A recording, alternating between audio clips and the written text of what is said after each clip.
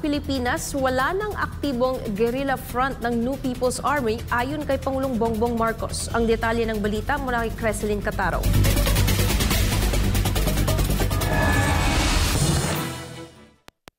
Mapag-usapan din po natin yung mga internal security threats. Sika nga, ang mga kasama rito ay ang ating mga kapulisan, ang ating mga sundalo, ang Department of National Defense. Wala nang aktibong guerrilla front ang New People's Army o NPA sa bansa base sa tala ng pamahalaan noong Disyembre ng nakaraang taon.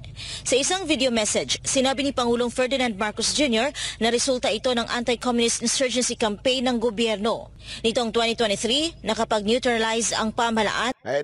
Dito ako nagpapasalamat po ako dito kay Marcos, Presidente, sa ating AFP. Maraming salamat sa NTF-EL CAC na which is ang isang co-chair doon, di ba? Dalawa sila doon isa doon si VP Sara Duterte. Ituloy nyo lang yan. Huwag nyo lang haluan ng politika, please. Kailangan ng ating mga kababayan talaga na matapos na ho itong mga to. Again, hindi man totally ma-eradicate. I mean, mahirap naman din talaga. Pero sabi ko nga with the position of Sara Duterte sa Department of Education, malaking bagay di ba? Para masugpo yung mga susunod. Kasi yan nandyan susunod Susunod na mga magiging CPP, NPA, itong mga estudyante. Tapos dito, marami na rin na sumusuko. Dito, pinakita sa video na ito, ipapakita ko. Ito, tuloy. Yung mga sumusuko na rin at binibigyan din ng mga tulong ng AFP. Nakapag-neutralize ang pamahalaan ng mahigit communist at local terrorist groups. Nakakumpiska rin ang gobyerno ng mahigit 1,700 mga armas sa pamamagitan ng paghuli, pagkumpiska, pagbawi at pagsurrender sa mga ito. Pinuri naman ng Pangulo ang mahusay na pagganap ng mga puwersang pansiguridad sa kanilang tungkulin na mapanatili ang kaayusan sa bansa. Ang mga progresong ito ay sa pamamagitan ng pinagsasama-samang pagsisikap ng Armed Forces of the Philippines, Philippine National Police, Department of National Defense at intelligence agencies ng gobyerno.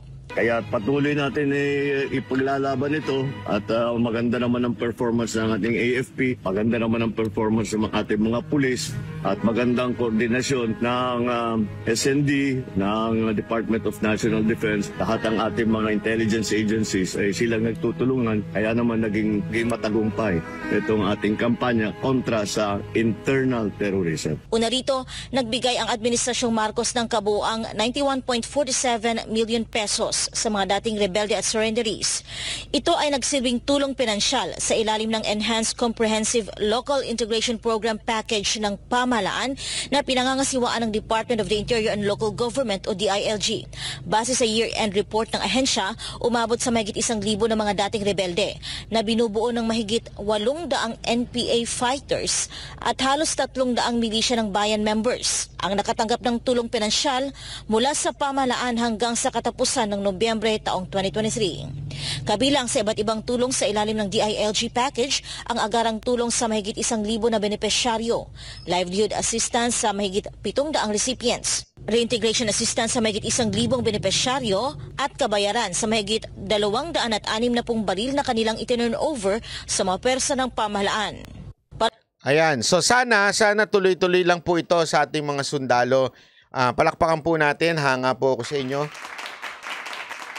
Alam nyo, mga kababayan natin na sa AFP, wag po kayo magpapaapekto sa politika sa Pilipinas. Alam ko marami sa inyo frustrated because of the politics in the Philippines, especially sa nangyayari dyan sa Congress, tapos maging sa inyong retirement fee, medyo nabubulilya. So, naintindihan ko po yun, talagang masama, hindi naman masama, ibig sabihin, medyo hindi kayo masaya doon sa bagay na yun.